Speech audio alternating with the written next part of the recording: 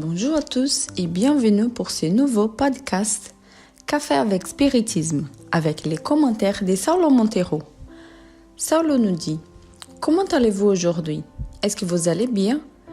J'espère que oui, mais si ce n'est pas le cas, ce n'est pas grave. Cela fait partie d'un cycle. Ne vous sentez pas mal de ne pas être bien.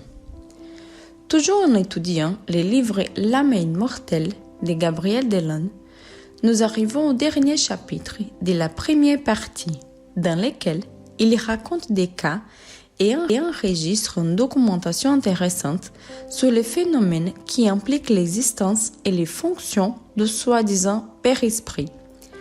L'auteur s'intéresse, avant de nous introduire aux expériences elles-mêmes, aux récits qui s'additionnent à l'observation populaire des personnes désincarnées. Un fait très courant que Gabriel Delon ne laisse pas de côté est la sensibilité des animaux envers les esprits. Dans les récits de Justine Kerner sur la voyante du Prévost, il est question d'une apparition qu'elle vit durant toute une année.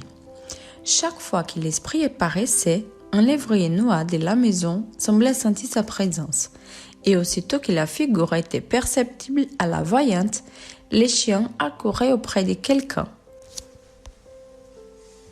comme pour demander protection, et souvent en hurlant très fort. Depuis les jours où il vit cette figure, il ne voulut plus rester seul la nuit. Remarquez les détails. Chaque fois que le médium a volé dans un carnet, les chiens assemblaient les voix aussi. Comme nous avons dit précédemment, nous manquons de données concrètes, des recherches spirites bien faites pour affirmer quoi que ce soit. Mais est-il possible que certains animaux qui ont certains sens plus aiguisés que l'être humain, comme l'œil des chiens, aient aussi la capacité de percevoir les âmes des morts? La terreur qui manifeste les animaux qui les perçoivent et l'attitude qu'ils adoptent, si différente de celle qu'ils ont en présence des phénomènes naturels, établissent non moins clairement qu'ils sont objectifs. Toujours sur les apparitions des morts, Gabriel Delon raconte un cas survenu dans la campagne d'Angleterre, dans lequel une jeune fille était triste, attendant des nouvelles de son ami Bertie qui était tombé malade la veille. Je lisais tranquillement lorsque la porte s'ouvrit et que Bertie entre.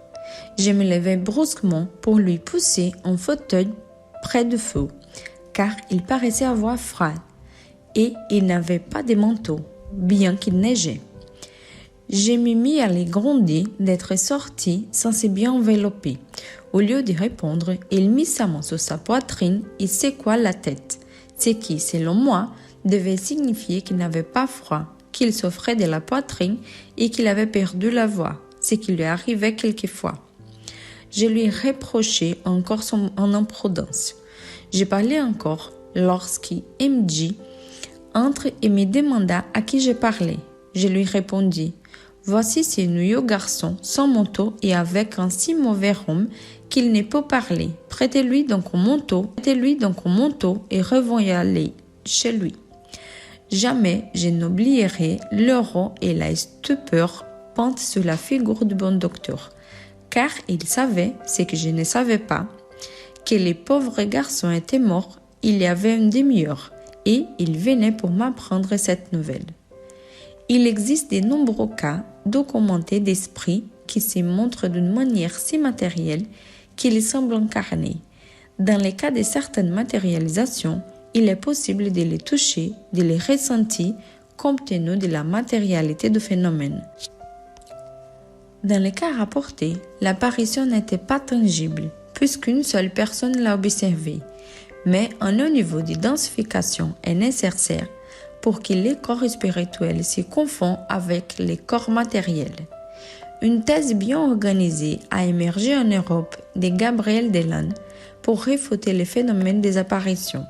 C'est la théorie de l'hallucination qui consistait à être les sensitifs proposés et à partir d'une certaine dose d'hypnose à penser qu'ils voyaient, c'est-à-dire une illusion. Avec la plus grande simplicité imaginable, avec une facilité étonnante, Les négationnistes disent que l'hallucination, au lieu d'être unique, est collective. En vain, objectons que les témoins sont en parfaite santé et qu'ils usent de toutes leurs facultés, que ces témoins, bien que différents, se réfèrent au même objet, décrit ou reconnu à l'identique par tous les observateurs, ce qui est un signe certain de la réalité.